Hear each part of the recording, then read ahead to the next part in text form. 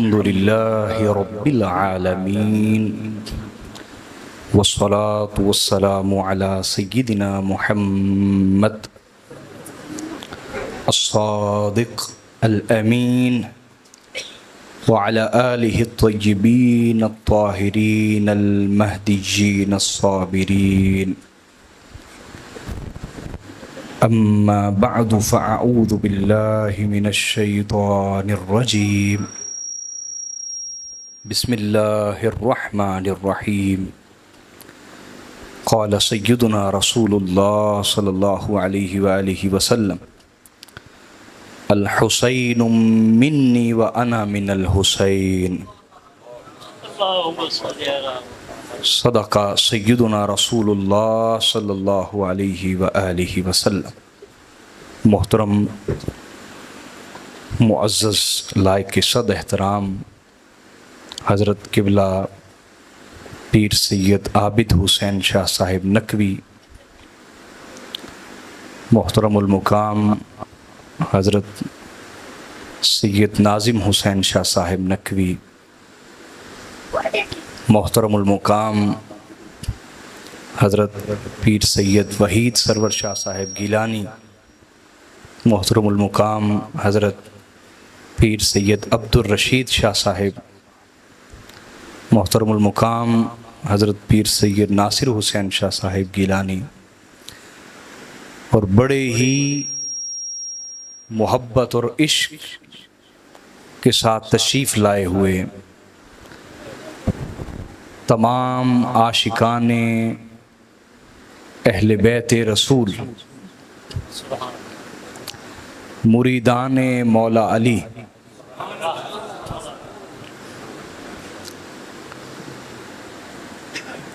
आशिकाने खाक करबला,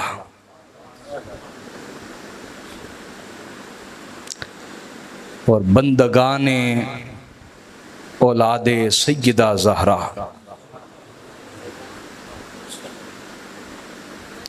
आप सब की बारगाह में आजिज़ाना सलाम पेश करता हूँ। अस्सलामु अलैकुम व रहमतुल्लाहि व बरकातुहू।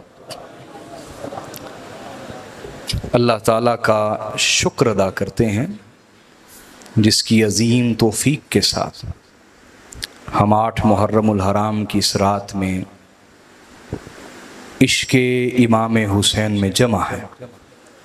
अल्लाह मेरी और आप सब की हाज़री कबूल फरमाए। जब दरगाह तंग पड़ जाए और बैठने वाले ज़्यादा हो जाएं तो इसका मतलब ये भी है कि अल्लाह ने यहाँ बरकत नाजिल की है, और इसका मतलब ये भी है कि अल्लाह भी इससे बड़ी हमें दरगाह अता फरमाएगा इंशाअल्लाह। इसलिए जिन हज़रात को सही जगह नहीं मिली मैं उनसे माज़रत करता हूँ। अल्लाह ताला आप लोगों की हाज़री कबूल फरमाए। तंगी तकलीफ़ है तो अल्लाह की बारगाह में लायक अजर बने। आप हमारे मेहमान हैं तो आपके आराम में कोई खलल हो तो हमारे लिए बाइस शर्मिंदगी है, हमारा उज़्र कबूल फरमाए। तो हाज़रीन, आज का मौजू है इमाम इनक़िलाब इमाम हुसैन अलैहिस्सलाम के क़याम के असबाब और उसके नताइज। यानी इमाम हुसैन ने जो क़याम फरमाया यज़ीदियत के ख़िलाफ़, उसका सबब क्या क्या था, क्यों इतनी बड़ी कुर्बानी पेश कर दी, क्यों इतना खून बहने दिया, क्या असबाब थे, और फिर इस कुर्बानी का नतीजा क्या निकला। असबाब और नताइज क्या मौजू है, बोलिए। नताइज ये हमारा मौजू होगा, लेकिन इससे पहले ये समझना ज़रूरी है कि क़याम किसको कहते हैं। क्या याद रख लें, खलीफा राशिद के ख़िलाफ़ अगर कोई निकले तो उसको खुरूज और बगावत कहते हैं। क्या कहते हैं? खुरूज और बगावत। कोई खलीफा राशिद के ख़िलाफ़ निकले, खलीफा राशिद, खलीफा आदिल, आदिल खलीफा के ख़िलाफ़ जो निकले तो उसको क्या कहते हैं? खुरूज, बगावत। और जो जालिम हुक्मरान के खिलाफ निकले तो उस निकलने को खुरूज और बगावत नहीं कहते, बल्कि उस निकलने को क़ियाम कहते हैं। क्या कहते हैं? तो इमाम हुसैन अलैहिस्सलाम ने न कोई खुरूज किया न बगावत की, बल्कि हक के लिए क़ियाम किया। हक के लिए बोलिए, क़ियाम किया इमाम ने। इसलिए पहले जानना जरूरी है कि ये क़ियाम किया किसने है। क़ियाम बोलिए।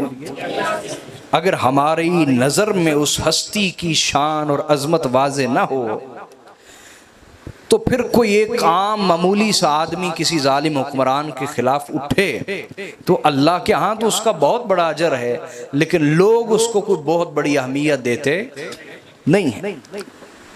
इसलिए ये समझना सबसे पहले जरूरी है कि क़याम करने वाला कौन था। क़याम करने वाला बोलिए कौन था? जो कहते हैं कि यजीद माज़ल्ला बेकसूर था, अरे जालिमों, ये कोई आम शख्स था जो यजीद के खिलाफ निकला था? ये कोई आम हस्ती है जो यजीदियत के खिलाफ निकली? इमाम का क़याम करना ही इस बात की दलील है, इमाम का उसके खिलाफ क़याम करना ही इस बात की बोलिए दलील है कि वो बातिल पे था, इमाम हक पे थे। वरना इमाम ऐसे किसी के खिलाफ क़याम करते नहीं है। मेरी बात अब समझिए।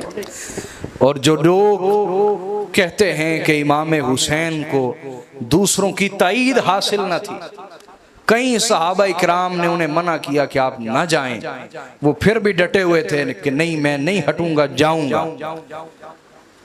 तो याद रख लें, हुसैन को किसी के ताईदी फतवे की जरूरत न थी।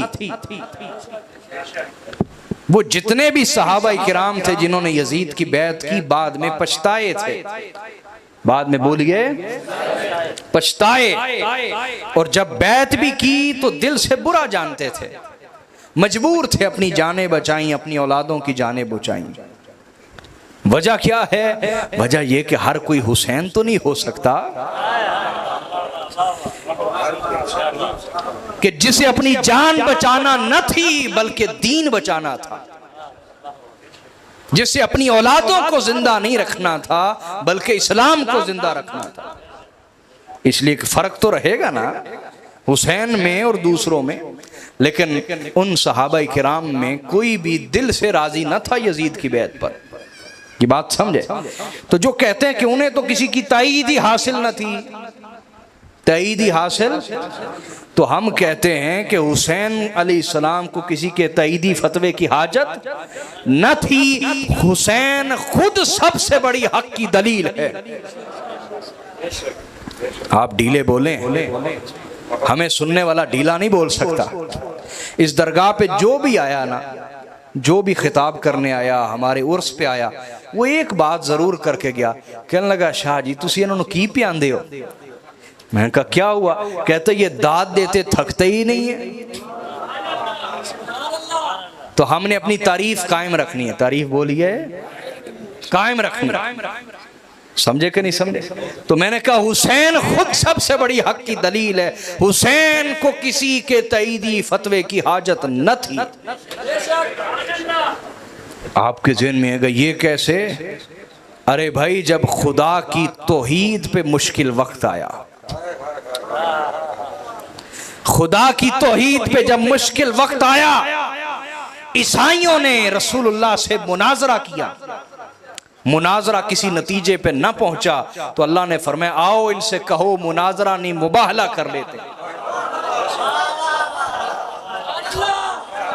क्या कर लेते हैं बोलिए? और मेरे नबी मुबाहले में अकेले ना आइएगा, अपने बेटों हसन हुसैन को भी लाइएगा, सैयदा ज़हरा को भी लाइएगा, और अपनी जान मौला अली को भी लाइएगा। ये कुरान है। नदउ अबनाअना व अबनाअकुम व निसाअना व निसाअकुम व अनफुसना व अनफुसकुम थुम्मा नब्तहिल।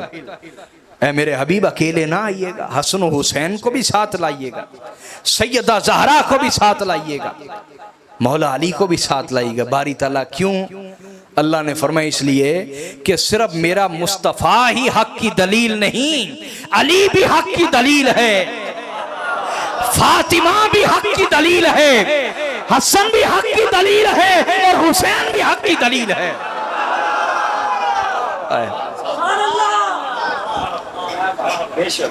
अरे यजीदियों, तुम हक की दलील हुसैन को नहीं मानते, कोई बात नहीं, ना मानो, जहन्नुम में जाओ। अल्लाह खुद हुसैन को हक की दलील समझता है। अल्लाह खुद को, हुसैन को हक की दलील समझता है। जिसे अल्लाह हक की दलील समझता हो उसे किसी के तईदी फतवे की हाजत है? उसे किसी के तईदी फतवे की हाजत कि भला ये आपकी नजर, जिसे अल्लाह, मैंने कुरान से दलील दी है। किससे दलील दी है बोलिए? वैसे इस तरफ मैंने जाना नहीं था, इमाम हुसैन मुझे ले गए। ये मेरे मौजू में तैयारी नहीं है, ये डायरी पे कुछ नहीं लिखा हुआ, ये कुछ नहीं लिखा हुआ, लेकिन वो निकलवा रहे हैं दिल से, दिमाग से, जहन से। ये उधर से तवज्जो है, ये उधर से फैज है, ये उधर से निगाह है और हमेशा रहेगी इंशाअल्लाह। बार बार आ रहे हैं वही से। मेरी बात अब समझे कि नहीं समझे? यही वजह है मेरे भाइयों, अल्हम्दुलिल्लाह ये नज़र हमेशा रहेगी इंशाअल्लाह। क्यों भाई? वजह ये है कि तुम वो हो कि यजीद को अपना माज़ल्लाह अमीरुल मोमिनीन तो समझते हो, बल्कि अमीरुल मुनाफिकीन तो समझते हो। अमीरुल, याद रखो, काफरों ने इस्लाम को इतना नुकसान नहीं पहुंचाया जितना कलमा पढ़ने वाले मुनाफिकों ने पहुंचाया। समझे कि नहीं? तो तुम यजीद को अमीरुल मुनाफिकीन तो मानते हो, लेकिन अगर तुम्हें कोई यजीद का गुलाम नहीं, क्या सिर्फ तुम्हें कोई ये कह दे ओ यजीदी, तुम्हें गुस्सा लगता है कि नहीं लगता है? वो समझते मुझे गाली दी है। और यजीद पुत्रा, वो समझेगा गाली दी हमें, हालांकि वो दिफा करते हैं, यजीद का दिफा करते हैं। ये नजर क्यों जारी रहेगी, मैं वजह समझाने लगा। वजह यह है कि तुम यजीद का गुलाम कहलाना तो बड़ी दूर की बात, यजीद कहलाना भी पसंद करते नहीं हो। तुम यजीद का गुलाम भी कहलाना पसंद नहीं करते, और हम हुसैन का कुत्ता कहलाना भी फख्र समझते हैं।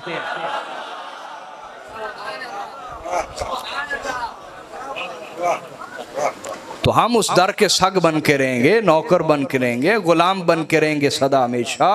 इंशाल्लाह उनकी निगाह करम भी रहेगी। गुलाम क्यों रहेंगे? इसलिए भाई, इसलिए कि भाई एक सरदार होता है, फिर बाकी उसके गुलाम होते हैं। बाकी बोलिए उसके। तो जिसने जन्नत में जाना है उसे गुलाम बनना पड़ेगा, हर एक का नहीं, उनका जो जन्नत के सरदार हैं, जो जन्नत के, बोलिए, बराबरी करने वाला सरदार नहीं होता। पुराने लोगों को बातें समझ नहीं आती होंगी, अरतुल गाजी ड्रामा देखने वालों को तो समझ आती कि नहीं? उस्मान गाजी ड्रामा देखने वालों को, कि जो ऐਵੇਂ ही उठ के सरदारी के दावे शुरू कर दे, ऐਵੇਂ ही उठ के शुरू कर दे। तो इन ड्रामों ने बड़ा काम किया है, वो चीजें समझा दी हैं जो लोगों को समझ नहीं आती थी, कि किस तरह अपने ही कहलाने वाले गद्दार होते थे। ये चीजें समझाई हैं इन्होंने, इन ड्रामों ने बड़ा काम किया। जिन्होंने बनाया अल्लाह अजीम अजर अता फरमाए। अगली बात मैं कहना चाहता हूँ मेरे भाइयों, वो ये, पानी दीजिएगा, कुछ लोग थे जो शुरू में इमाम के साथ नहीं चले, इमाम के साथ। माशाअल्लाह, हमारे एक बुजुर्ग हैं, अल्लाह उनको सलामत रखे, उन्होंने बड़ा खूबसूरत जुमला बोला। उन्होंने कहा कि तुम कूफा के शिया न बनना, तुम ऐसे शिया, कूफा के शिया न बनना जिन्होंने बैत करके साथ ना दिया, और ना ही मक्का के सुन्नी बनना जो इमाम के साथ चले ही नहीं। इमाम के साथ बोलिए चले ही नहीं। तो बड़े बड़े थे, दिल से समझते थे कि हक है, लेकिन उन्होंने मसलहत के तहत यजीद की बैत कर ली। हम उनका अदब करते हैं, वजह यह कि वो बाद में पछताए। लेकिन एक चीज़ याद रखें कि सुबह को भूला शाम को घर वापस आ जाए तो उसे भूला नहीं कहते। सुबह को भूला शाम को घर वापस आ जाए तो उसे भूला नहीं कहते, लेकिन इमाम भी नहीं कहते। नहीं बात समझे? उसे भूला नहीं कहते, लेकिन इमाम भी। इमाम वही होता है जो बर वक्त बर हक फैसला करे। इमाम वो होता है जो बर वक्त बर हक फैसला करे। जो बर वक्त बर हक फैसला न कर सके वो इमाम नहीं होता। यही वजह है कि हम हुसैन को इमाम मानते हैं कि उन्होंने बर वक्त बर हक फैसला किया। अगर ना करते, सिर्फ 30-40 साल गुजरने थे, लोगों ने समझना था कि जो यजीद बता रहा है, जो उसका ख़ानदान बता रहा है, दीन इस्लाम वही है। दीन इस्लाम जिसमें हलाल आराम की तमीज़ ही ख़त्म हो गई। सुतेली माओं से निकाह तक जिसने हलाल करार दे दिया, वहां और हलाल हराम में आपको क्या समझाऊं। अगली नस्ल ने यही समझना था, भाई हुकूमतें जिस तरह चलाती हैं लोग उस तरह चलते हैं। मेरी बात समझे कि नहीं? मीडिया जिस तरह चलाता है लोग उस तरह चलते हैं। उस दौर में मीडिया भी हुकूमतों के कंट्रोल में था। समझ गए कि नहीं समझ गए? तो इमाम हुसैन ने बर वक्त बर हक फैसला किया। बर वक्त बोलिए, तो ये क़याम उसका है जो इमाम है उम्मत का। बोलिए, जो बाद में पछताता रह जाए उसका जुर्म तो माफ़ हो जाता है, लेकिन साथ ना चलने पर जो नुकसान होता है वो कभी वापस नहीं आता। वो नुकसान कभी वापस। अगर इमाम के साथ उम्मत खड़ी होती तो खिलाफत राशिदा का निज़ाम दोबारा से जिंदा हो चुका होता। मेरी बात अब समझ गए कि नहीं? हुसैन कौन है मैं ये समझा रहा हूँ अलैहिस्सलाम। बड़े जाविये समझाने के, तो मैं किसी और जाविये से आज आपको समझा रहा हूँ। हुसैन वो है जो कश्ती नूह है। हुसैन वो है जो बोलिए ना, कश्ती सफीना नूह। सफीना कश्ती को कहते हैं। जो सफीना नूह है वो हुसैन है। मेरे आका ने इरशाद फरमाया, हदीस को इमाम तिबरानी ने अपनी 3 किताबों में अल-मुअजमुल कबीर, औसत और सगीर में बयान किया। इमाम हाकिम ने, बज़्ज़ार ने, दैलमी ने, हैसमी ने रहमहुमुल्लाह मुहद्दिसीन ने बयान किया। हज़रत अब्दुल्लाह इब्न अब्बास फरमाते हैं, हाँ भाई ज़ौक़ शौक़ में बैठे हैं, सलामत रहें सलामत रहें। हज़रत अब्दुल्लाह इब्न अब्बास फरमाते हैं, क़ाल रसूलुल्लाह सल्लल्लाहु अलैहि व आलिहि वसल्लम मसलु अहली बैती मसलु सफीनति नूह।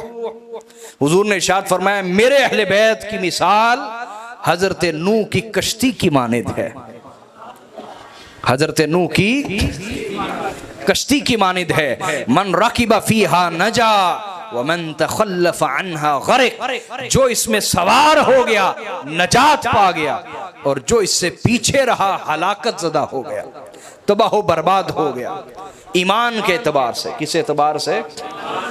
जो अहले बैत की कश्ती में सवार हो गया उसका ईमान बच गया, और जो इस कश्ती से पीछे रहा नजात और ईमान किसी और जगह तलाश करता रहा उसका ईमान बर्बाद हो गया। ये रसूलुल्लाह का फैसला। किसका? तो मेरे भाइयों, हम उस इमाम को मानते हैं जो कश्ती नूह है। बोलिए कश्ती है। अब आपके ज़हन में सवाल पैदा होगा कि रसूलुल्लाह ने अपनी अहले बैत को कश्ती नूह क्यों करार दिया? कश्ती है क्यों भाई? सवाल है कि नहीं? कश्ती है क्यों करार दिया?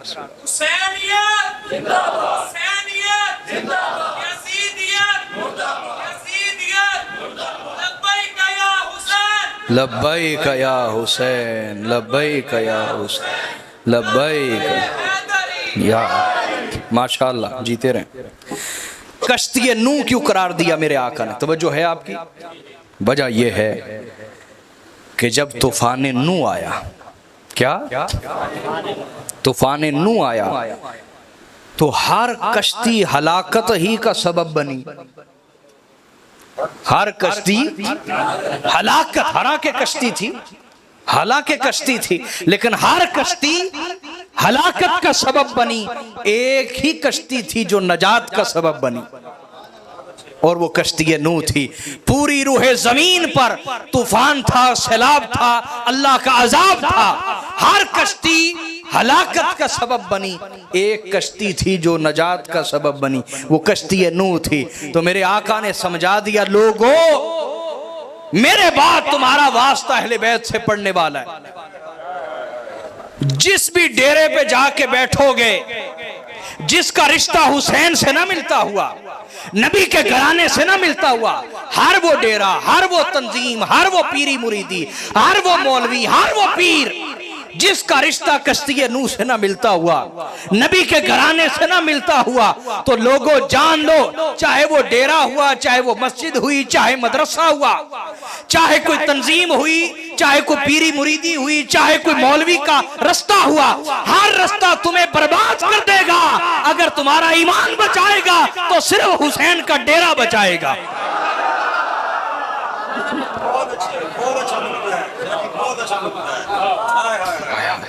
मेरे बाद हर डेरा तुम्हारा ईमान ना बचा पाएगा, जो हुसैनी डेरा होगा वो बचाएगा। हर मस्जिद तुम्हारा ईमान नहीं बचाएगी, क्योंकि मस्जिदों में मस्जिद ज़िरार भी हैं। कुरान में वो मस्जिदें जो शर की बुनियाद पर बनाई जाएं, किसकी बुनियाद पर बोलिए? जो शर की बुनियाद पर बनाई जाएं। किसकी बुनियाद पर? अल्लाह ने फरमाया ये मस्जिद ज़िरार है, मस्जिद इस्लाम को नुकसान पहुंचाने वाली मस्जिद है। हर वो मस्जिद जो यजीदियों ने बनाई है वो मस्जिद ज़िरार है। वो नहीं तो फिर कौन सी मस्जिद ज़िरार है? हर वो मस्जिद जिसमें अहले बैत के दुश्मनों का दिफा किया जाए वो मस्जिद ज़िरार है, याद रखना। वो क्या है मस्जिद? क्या मस्जिद ज़िरार का हुक्म खत्म हो गया? ना ना, वो क़यामत तक बाकी है। आज भी जो इस्लाम को बचाने वालों के खिलाफ बोलते हैं और उनके दुश्मनों की हिमायत करते हैं, याद रखे वो मस्जिद ज़िरार है। वो क्या है मस्जिद? हर वो मदरसा जिसमें अहले बैत के दुश्मनों की तारीफ तो सिखाई जाए, अहले बैत की शान ना सिखाई जाए, वो मदरसे मस्जिद ज़िरार की मानिद हैं। ये भी चंद दिन पहले मुझे शायद मामू जान बता रहे थे कि एक बहुत बड़ा आलिम था देवबंद का। उसने कहा मैंने 8 साल दरसे निज़ामी किया, कितने साल उसके बाद पढ़ा, उम्र के इस हिस्से में आके मुझे पता चला कि ये भी कोई हदीस है, मन कुन्तु मौलाहु फहाज़ा अलिय्यु मौला। वो रो रहा था कि हमें मदरसों में पढ़ाया ही नहीं जाता, हमें मदरसों में बताया ही नहीं जाता अहले बैत के बारे में। परसों रात सियालकोट में एक सैयदजादे थे, बहुत बड़ी दरगाह है वहाँ के, सज्जादा नशीन है, कुरी शरीफ, मुझसे बड़ी मोहब्बत रखते हैं सैयदजादे। तो कहते कि मैंने 4 साल मदरसा पढ़ा। तो एक दिन वालिद साहब मुझे मिलने आए मदरसे में, दरस निज़ामी कर रहा था, 4 साल मुकम्मल कर लिया। तो वालिद साहब आके पूछने लगे, मेरा बेटा 4 साल पढ़ा, कितना कुछ सीखा? कहते जी बहुत कुछ सीख लिया। कहा अच्छा इम्तिहान ले लूँ? जी ले ले। मैंने बहुत कुछ सीख लिया, दाराबा यादरिबू सीख लिया, सरफनाव सीख लिया है, बड़ा कुछ सीख लिया। कहा अच्छा इम्तिहान ले लूं? कहा ले ले।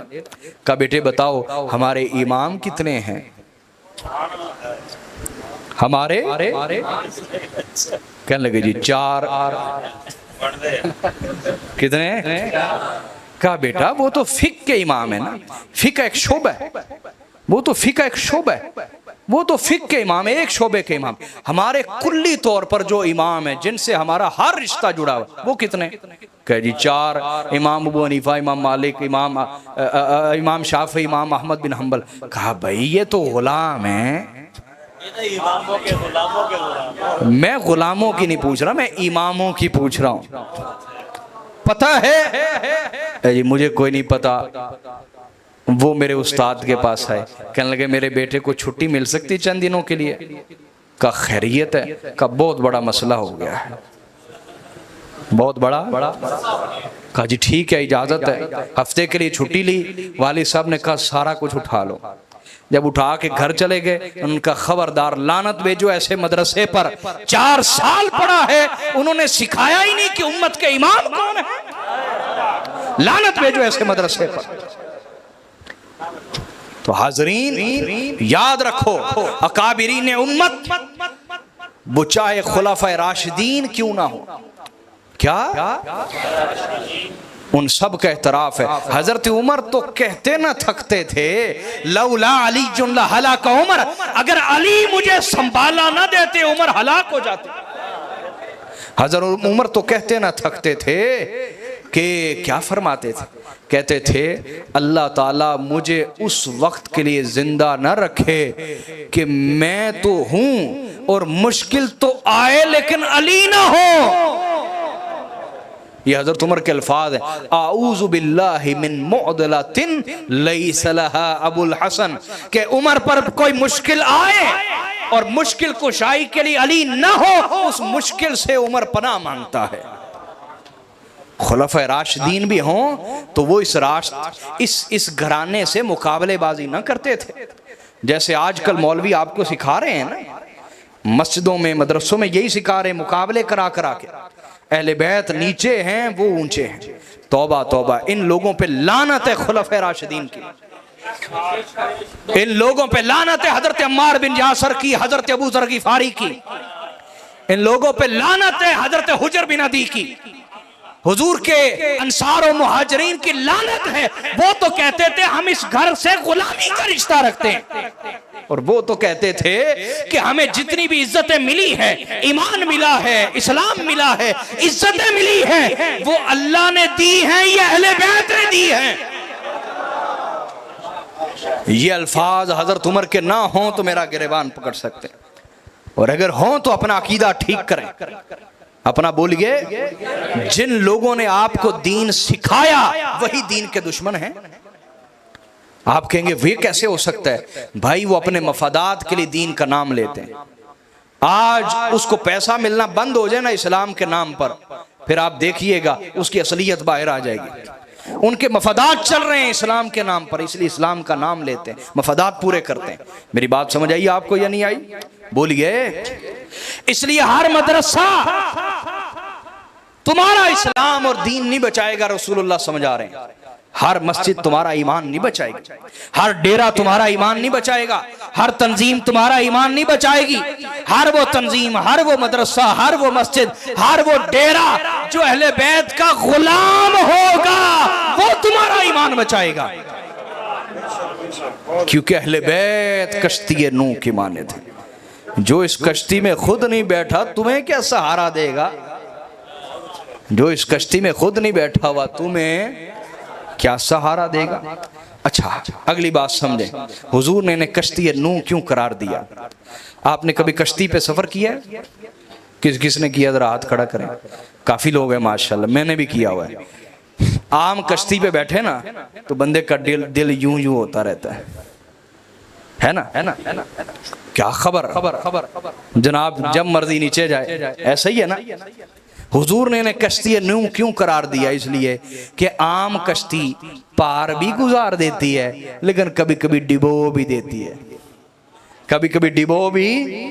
तो हुजूर ने सनद जारी कर दी कि हुसैन के दामन से जुड़ोगे, इस कश्ती नूह में बैठोगे, ये डुबोती कभी नहीं, पार ही हमेशा गुजारती है। समझे कि नहीं? तीसरी हिकमत, आम कश्ती पे को बैठा हो ना तो वो खौफ ज़दा होता है, मुतमिन नहीं होता, गैर मुतमिन होता है, और उसके दिल में वसवसे चल रहे होते हैं, उसके दिल में जिंदगी और मौत के वसवसे चल रहे होते हैं। तवज्जो, मेरे आका ने समझा दिया, और कश्ती पे बैठोगे तो ईमान और कुफर के वसवसे चलते रहेंगे। अगर कश्ती नूह पर बैठ जाओगे वसवसे खत्म हो जाएंगे, ईमान और यकीन की कुव्वत हासिल हो जाएगी। इसलिए कश्ती नूह के सवार तेरे दिल से तरद्दुद ख़त्म होना चाहिए, कशमकश ख़त्म होनी चाहिए, वसवसे ख़त्म हो, क्योंकि तू उस कश्ती का सवार है जो पार ही पार है। जो बोलिए पार ही हो। तो हुसैन कौन है? क्या जागे हुए हैं? सलामत रहें। हुसैन वो है जो इस उम्मत के लिए अमान है।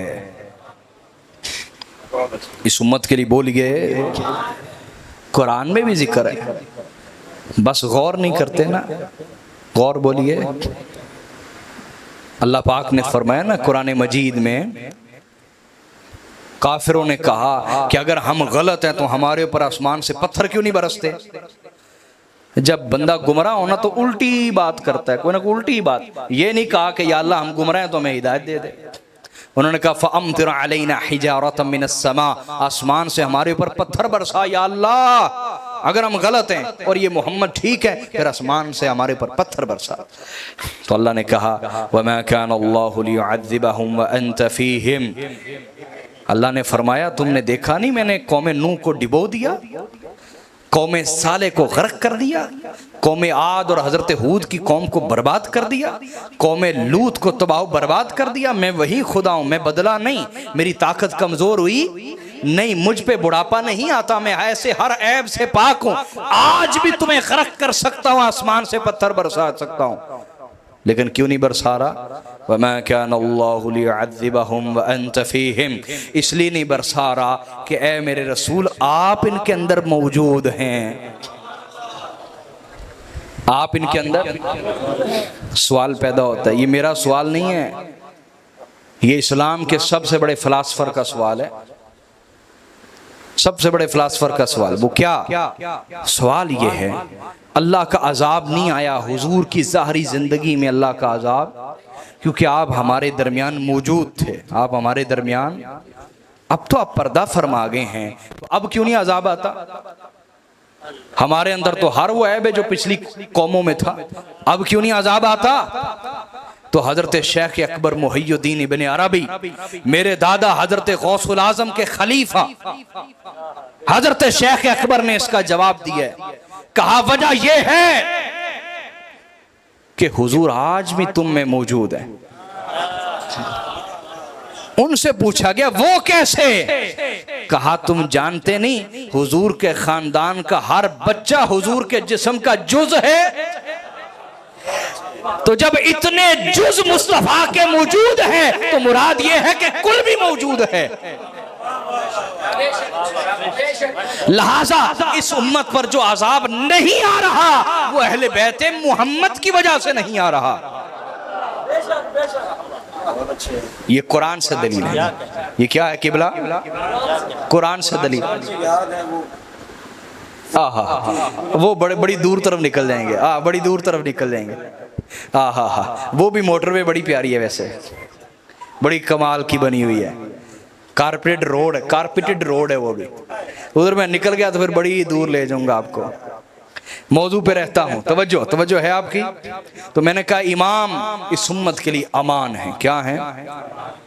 आइए हदीस को सुनिए। हदीस को हजरत अब्दुल्लाह इब्न अब्बास ने बयान किया। किसने बोली है? और हदीस को इमाम हाकिम ने रिवायत किया मुस्तदरक में, हदीस नंबर 4715। नबी अलैहिस्सलाम ने इरशाद फरमाया अन्नुजूम अमानुन लि अहलिल अर्द मिनल गर्क। हुजूर ने फरमाया सितारे अहले ज़मीन के लिए अमान हैं। जब तक सितारे रहेंगे ज़मीन गर्क नहीं होगी। और ज़मीन वाले गर्क, बोलिए ज़मीन वाले गर्क। जब तक सितारे हैं ज़मीन वाले गर्क, क्योंकि सितारे ज़मीन वालों के लिए अमान है। सितारे ज़मीन वालों के लिए, तवज्जो कीजिए, क्या है? और आगे सुने हुजूर ने फरमाया व अहलु बैती अमानुन लि उम्मती मिनल इख्तिलाफ। हुजूर ने फरमाया मेरी उम्मत के लिए अमान मेरे अहले बैत है। जब तक मेरे अहले बैत इनके दरमियान मौजूद हैं ये अमान में रहेंगे। क्या बोलिए?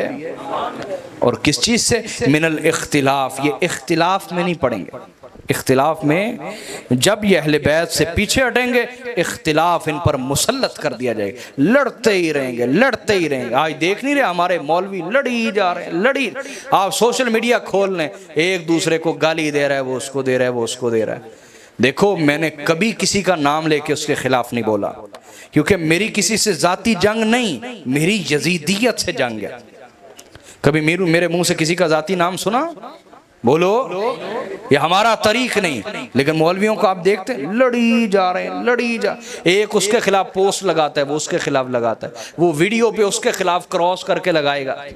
हमारे मुरीदों ने, दोस्तों ने बड़ी दफ़ा कहा कि इस तरह वीडियो बड़ी मशहूर होती है कि आप जनाब किसी आलिम का रद्द करें, उसके चेहरे पे इस तरह क्रॉस लगा दें, अपने चेहरे पे टिक गुड लगा दें। मैंने कहा मेरा बेटा, यही तो फ़र्क है हम हुसैनियों और यजीदियों में। हम अपनी बात जरूर पेश करते हैं, लेकिन किसी की जात पे हमला नहीं करते। किसी की जात पे हमला, ये फर्क रहेगा हम में और तुम में, ये फर्क रहेगा हम में और वाह भाई, एक शेर याद आ रहा है, मैं उस तरफ जाना नहीं चाह रहा। ये फर्क, एक फर्क रहा, बाकी यही हम में और तुम में, उस तरफ नहीं जा रहा, फिर हम और तरफ निकल जाएंगे। तो मैं अर्ज कर रहा था, मेरे आका ने फरमाया कि जब तक सितारे हैं अहले ज़मीन गर्क, और फरमाया जब तक मेरी अहले बैत है मेरी उम्मत अमान में रहेगी। मेरी उम्मत बोलिए। और आगे जानते हैं हुजूर ने क्या इरशाद फरमाया? तवज्जो है आपकी? गर्मी है, हबस है, मुझे भी उसी तरह लग रही है, लेकिन आपने घबराना नहीं, इश्क से बैठना है, इश्क से। मेरे आका ने आगे इरशाद फरमाया, फ़इज़ा ख़ालफ़त क़बीलतुम मिनल अरब इख्तलफ़ू फ़सारू हिज़्ब इब्लीस। हुज़ूर ने फरमाया जब मेरे अहले बैत से कोई अरब का कबीला इख्तिलाफ करेगा, जब मेरे अहले बैत से कोई अरब का कबीला, मौलवियों के पीछे लग के अपने नबी की बात को ना जुठलाना, नबी की बात को ना जुठला देना, इन यजीदियों के पीछे लग, हुजूर की बात सुने और इस पे गौर करें।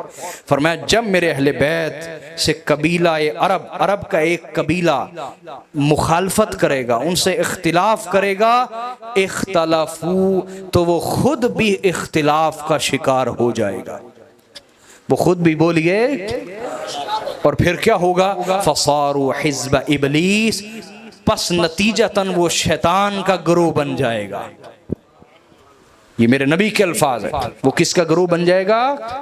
मैंने हदीस का हवाला दिया, हदीस नंबर बता दी, हुजूर ने फरमाया वो शैतान का गिरोह बन जाएगा। यही मैंने आपको बताया कि हुसैन खुद हक की दलील है, उससे जो इख्तिलाफ करे और मुखालफत में खड़ा हो वो शैतान का गिरोह बन जाएगा। वो बोलिए, हुसैन को जरूरत नहीं कि हर बंदे के कान में कलमा पड़े आके, वो पहुंचे बात तो को नहीं पहुंचे, उनका कान में कलमा पढ़ दो। और ये पुराना तरीका है हजरत अबू तालिब से, तेरे कान से आके कलमा पढ़ना है, ये हजरत अबू तालिब ने हमें सिखाया है। जिसके सामने पढ़ना है वो अल्लाह भी गवाह है, वो नबी भी गवाह है। हम हर एक के सामने अपने गवाहियां नहीं देते कि सानू मुसलमान मान लो, तुम्हारे ना मानने से हमें क्या फर्क पड़ता है। तो हम जिनको मानते हैं उन्हें मानना ही ईमान है, उन्हें मानना ही, बोलिए, ईमान है। लिहाजा हजरत इमाम हुसैन को जरूरत नहीं थी कि तुम्हारे कान में आके कहें, इमाम खुद हक का वजूद है। क्या है? बोलिए। तो हुसैन कौन है जो इस उम्मत के लिए अमान है? बोलिए, इस उम्मत के लिए अमान है। मुराद क्या है? हुजूर समझाना क्या चाह रहे हैं? मेरी उम्मत आओ, तवज्जो करो ना यार, जाग के बैठो। हुजूर कह रहे हैं आओ मेरी उम्मत, आओ हुसैन और उनके घराने से जुड़ जाओ, दुनिया में भी अमान पा जाओगे, आखिरत में भी अमान पा जाओगे। कि कोई उम्मत के लिए अमान है। उम्मत के लिए क्या है? बोलिए, उम्मत के लिए क्या है? हुसैन कौन है? हुसैन वो जो नाइब मुस्तफ़ा है। बोलिए, क्या है? हुसैन वो हैं जो नाइब मुस्तफ़ा हैं। हदीस को रिवायत किया इमाम अहमद बिन हम्बल ने अल-मुस्नद में, और हदीस नंबर है 21,618। इमाम हैसमी ने रिवायत किया मजमू ज़वाइद में। हज़रत ज़ैद बिन साबित हदीस को रिवायत कर रहे हैं। ये देखें हम हुजूर के अंसार और मुहाजिरीन सहाबा से क्यों प्यार करते हैं, हुजूर के अंसार और मुहाजिरीन सहाबा से क्यों प्यार करते हैं, इसलिए कि उनमें से किसी ने भी अहले बैत के फ़ज़ाइल नहीं छुपाए, बल्कि जिसको जो भी पता था सब ने उम्मत को बता दिया, गिन गिन के हुजूर की हदीस से उम्मत तक पहुंचाई। अगर किसी ने अहले बैत के फ़ज़ाइल छुपाए हैं तो वो तुलाका है। अंसारो मुहाजिरीन में से किसी सहाबी ने हुजूर के अहले बैत के फ़ज़ाइल नहीं छुपाए। समझ आ गई बात या नहीं आ गई? बोलिए। तो हज़रत ज़ैद बिन साबित वो फरमाते हैं क़ाल रसूलुल्लाह सल्लल्लाहु अलैहि वसल्लम, हुजूर ने इरशाद फरमाया इन्नी तारिकुन फ़ीकुम खलीफ़तैन, हुजूर ने फरमाया लोगो मैं तुम में अपने दो नायब छोड़ के जा रहा हूँ, तुम में अपने दो, बोलिए, तुम में अपने दो नायब छोड़ के जा रहा हूँ। किताबुल्लाह हब्लुम ममदूदुम मा बैन समाई वल अर्द, एक अल्लाह की किताब है जो आसमान और ज़मीन के दरमियान लटकी हुई रस्सी है, जो उसे पकड़ लेता है खुदा से मिल जाता है, अल्लाह की किताब। और फरमाया व इतरती अहल बैती, दूसरी चीज़ मेरी इतरत औलाद और अहले बैत है, ये दूसरा मेरा नायब है, दूसरा मेरा। व इन्नहुमा लन यतफर्रक़ा हत्ता यरिदा अलैयल हौद, बेशक कुरान और अहले बैत कभी जुदा ना होंगे हत्ता कि हौज़े कौसर पे भी मेरे पास इकट्ठे आएंगे। नायब समझते हैं? बोले नायब समझते कि नहीं? पाकिस्तान का सदर गया हो ना बाहर के मुल्क, तो उसका एक नायब होता है जो उसकी सीट पे बैठता है, उसके पास पूरे वो इख्तियार होते हैं जो सदर के पास होते हैं। जो किसके पास होते हैं? वो चाहे किसी को माजूल कर दे वो माजूल है, वो चाहे किसी को अपॉइंट कर दे वो अपॉइंटेड है। समझ आ रही बात या नहीं? तो हुजूर ने फरमाया कि हुसैन मेरा नायब है, हुसैन मेरा, जिसे हुसैन हक वाला करार दे दे वो अप्रूव्ड है, और जिसे हुसैन बातिल करार दे दे वो रिजेक्टेड है। वो दुनिया में भी रिजेक्टेड, वो आखिरत में भी रिजेक्टेड, क्योंकि हुसैन का रिजेक्टेड मुस्तफ़ा का रिजेक्टेड है। जिसे हुसैन ने मरदूद कर दिया वो दुनिया आखिरत में मरदूद हो गया, जिसे हुसैन ने कबूल कर लिया दुनिया आखिरत में मकबूल हो गया। तो हुसैन नायब मुस्तफ़ा क्या है? क्या है? बोलिए। नायब मुस्तफ़ा है। हुसैन कौन है? आगे सुनिए ना। हुसैन मुस्तफ़ा की चाहत है। हाय हाय, हुसैन मुस्तफ़ा की चाहत हैं, जिन्हें दिन रात नबी ने चाहा वो हुसैन है। नाना खुदा की चाहत है।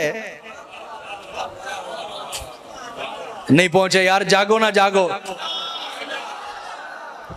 नाना हुसैन का खुदा की चाहत है, नवासा मुस्तफ़ा की चाहत है।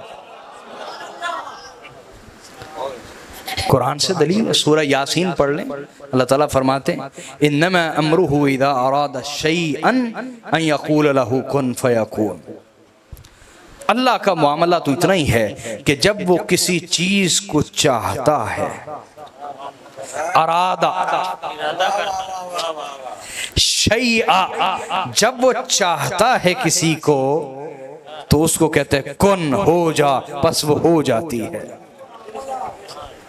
अच्छा, उसने हर चीज को वजूद दिया, हर चीज को अपनी चाहत के साथ। क्या उसने चाहा दुनिया बनाना, उसने चाहा आखिरत बनाना, उसने चाहा जन्नत दोज़ख, उसने चाहा कुर्सी बनाना, उसने चाहा अर्श बनाना, हाँ, उसने चाहा फरिश्ते बनाना, उसने चाहा इंसान जिन। समझ आ गई बात? यानी उसने चाहा, लेकिन उसने सबसे पहले किसको चाहा?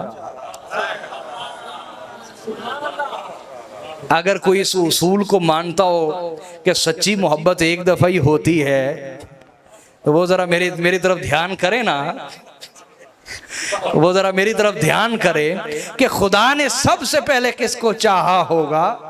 इदा अरादा, जब खुदा ने चाहा, जब खुदा ने चाहा सबसे पहले किसको चाहा?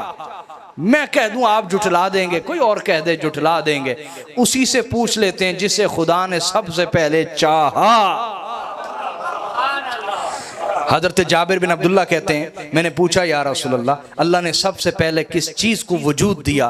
तो आपने इरशाद फरमाया, इन्नल्लाह तआला कद खलका नूर नबिय्यिका मिन नूरिही क़ब्ल जमील अशिया औ कमा क़ाला सल्लल्लाहु अलैहि वसल्लम।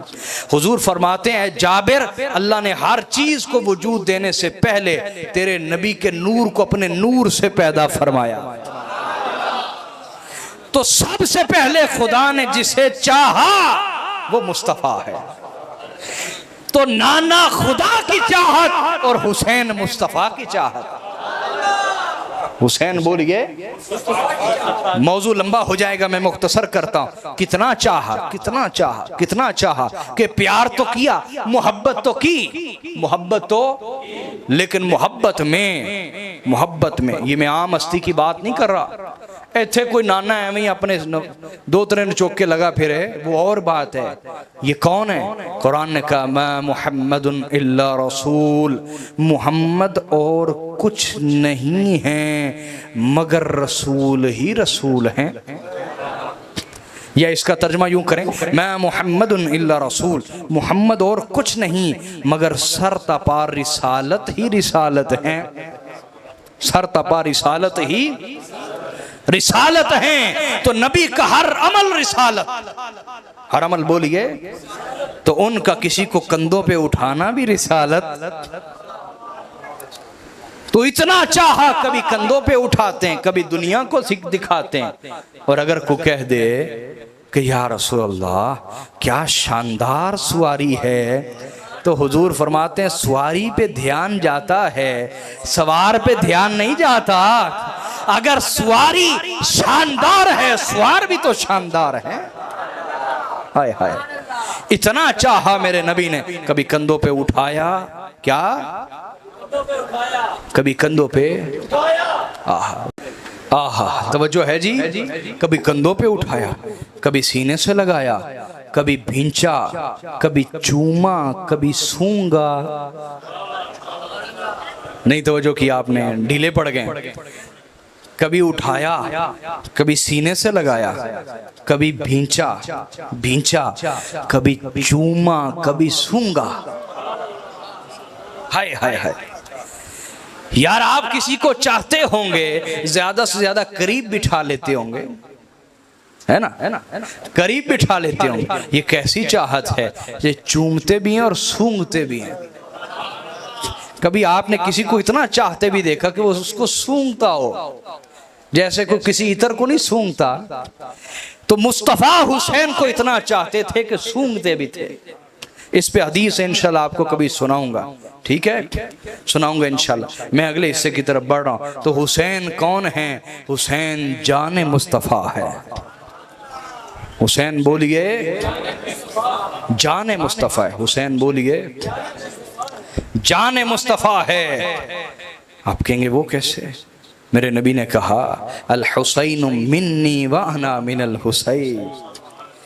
फरमाया, हुसैन मुझसे है और मैं हुसैन से हूं। हुसैन मुझसे है और मैं हदीस आपने सुनी हुई, आपको याद भी है माशाल्लाह। लेकिन गौर करें, हुजूर इतना ही फरमा देते ना, हुसैन मुझसे है, तब भी फजीलतों की हद हो गई थी। कभी गौर किया आपने? बात यहां तक भी खत्म हो जाती कि हुसैन, फजीलतों की हद हो गई कि हुसैन का वजूद मुस्तफ़ा से है, हुसैन का नूर मुस्तफ़ा से है, तब भी फजीलतों की हद हो गई। नहीं पहुंचे आप, मैं आपको पहुंचाता हूं वहां तक,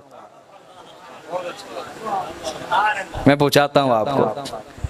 तमाम अहले सुन्नत के आइमा का इस पर इजमा है। इजमा वो क्या कि हुजूर जिस मट्टी पे लेटे हुए हैं, वो मट्टी अल्लाह के अर्श से भी ज्यादा आला है। इस पे किसी मकतबा फिक्र का इख्तिलाफ नहीं, देवबंद हो, बरेलवी हो, कहलाते हो, जो भी हो। और ये बात अलग है कि ना हम बरेलवी हैं ना देवबंदी हैं, ये बात समझ लें।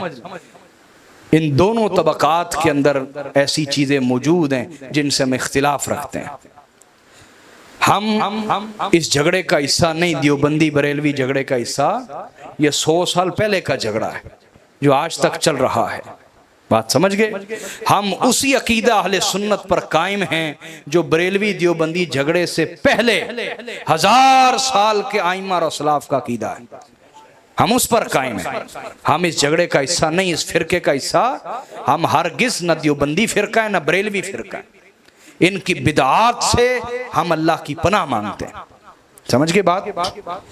तो हम अकीदा अहले सुन्नत पर कायम है जो 1000 साल से 1400 साल से उम्मत के अंदर कायम है। और आप पाकिस्तान हिंदुस्तान से बाहर निकल जाएं, कोई जानता भी नहीं है बरेलवी देवबंदी क्या होता है, कोई जानता भी नहीं इसको। हम इसका इन फिरकों का हिस्सा नहीं है। हम अल्लाह हमें इससे बचाए हमेशा।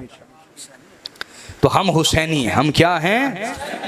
बल्कि मैं तो आपसे कहता हूं कि ये सुन्नी शिया ये भी तफरीक पुरानी हो गई है। ये भी तफरीक, हमारी करबला के बाद एक ही तफरीक है, वो है हुसैनी और यजीदी की। हुसैनी और तो हम हुसैनी हैं। हम क्या हैं? फिर के दो ही हैं दर हकीकत, हुसैनी और हम हुसैनी अल्हम्दुलिल्लाह हर हवाले से। तो वो मट्टी अल्लाह की अर्श से आला है। आप कहेंगे वो कैसे? तौबा तौबा, ये कैसे? हैरान हो जाएंगे आप। वो अल्लाह का अर्श है, ये हुजूर के लेटने की जगह। वो कैसे आला हुजूर के लेटने की जगह? भाई उसकी वजह अल्लाह की तजल्लियात है। अल्लाह की तो अर्श भी एक मखलूक है, रसूलुल्लाह भी मखलूक हैं, लेकिन हुजूर तमाम मखलूकात से आला और अफजल हैं और खुदा की चाहत हैं। तो जितनी तजल्लियात अल्लाह के अर्श पे खुदा की पड़ती होगी उससे अरबों गुना ज्यादा वजूद मुस्तफा पे पड़ती हैं। वजूद मुस्तफा पर अरबों गुना ज्यादा हुजूर की तजल्लियात पड़ती हैं। इसलिए वो मट्टी अल्लाह के अर्श से भी ज्यादा आला है। बात आप समझ गए कि नहीं? तो इतना फरमा देना ही फजीलतों की हद हो गई। अल हुसैन मिन्नी, हुसैन मुझसे है। आप कहेंगे वो कैसे? अरे जो मट्टी मुस्तफा के बदन के नीचे है वो अल्लाह के अर्श से भी ज्यादा आला है। तो हुजूर के अपने वजूद का जुज कितना आला होगा?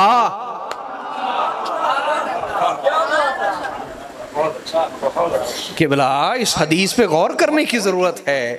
अल हुसैन मिन्नी ही काफी हो गया। अल हुसैन मिन्नी ही, इसमें कमालात की हद है, फजीलतों की हद है, शानों की हद है, दर्जों की हद है। हद हो गई कि हुसैन मुस्तफा के बदन का जुज है। लेकिन आगे फिर फरमाया व अना मिनल हुसैन, और मैं हुसैन से हूं। उसकी तशरीह आगे आ रही है। तो कहा हुसैन मुझसे है, जाने मुस्तफा है। क्या है? बोलिए ना। अरे भाई, बाबा की जान होती है औलाद के अंदर, जाने मुस्तफा है हुसैन। क्या है? और इतनी जान है हुसैन मुस्तफा की कि बच्चे तो बचपन में रोते ही हैं ना, बचपन में। लेकिन मेरे आका का हाल क्या है? अल्लामा तबरानी ने बयान किया अल-मुअजमुल कबीर, हदीस नंबर 2847। जागे हुए हैं, जाग के बैठे। हजरत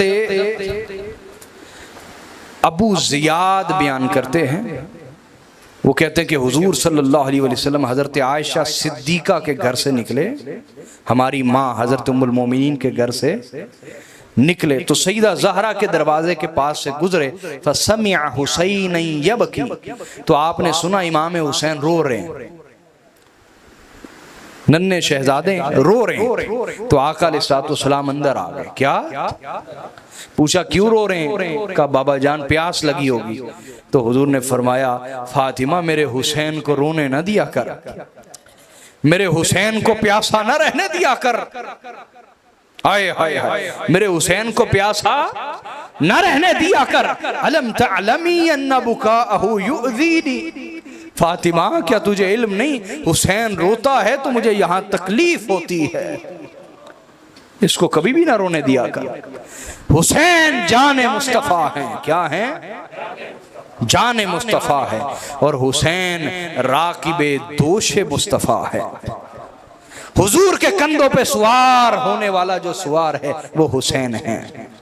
और यहाँ एक बात अर्ज करता चला जाऊं कि हुसैन कौन है? बोलिए हुसैन कि वो मुस्तफ़ा जो इशारा कर दें तो सूरज वापस चल पड़ता है। वो मुस्तफ़ा जो इशारा करें तो सूरज वापस चल पड़ता है। उस अजीम नाना को हुसैन जुल्फों से पकड़े चलाए जा रहे हैं। हाय हाय हाय। जो नाना इशारा कर दे तो सूरज वापस चल पड़ता है। हुसैन वो है जो उस नाना की जुल्फों को पकड़े चलाए जा रहे हैं। और मेरे नबी बार बार पूछ रहे हैं, हुसैन तुम्हारा ऊंट कैसा है? तुम्हारा ऊंट कैसा है? बार बार पूछते हैं तुम्हारा ऊंट कैसा है। और उन्होंने हुजूर की जुल्फे पकड़ी हुई, महार बनाई हुई, मुहार। तुम्हारा ऊंट कैसा है? सुभान अल्लाह, ये हुसैन है। क्या आखिरी नुक्ता पेश करके हम मौजू शुरू कर रहे हैं बाकायदा कि हुसैन फख्र मुस्तफ़ा है। हुसैन इसलिए फरमाया व अना मिनल हुसैन, कि मैं हुसैन से हूं, क्योंकि हुसैन फख्र मुस्तफ़ा है। और हुसैन फख्र मुस्तफ़ा क्यों बना? क्योंकि हुसैन राज़े खुदा है। हुसैन राज़े, हुसैन फख्र मुस्तफ़ा है। हुसैन बोलिए।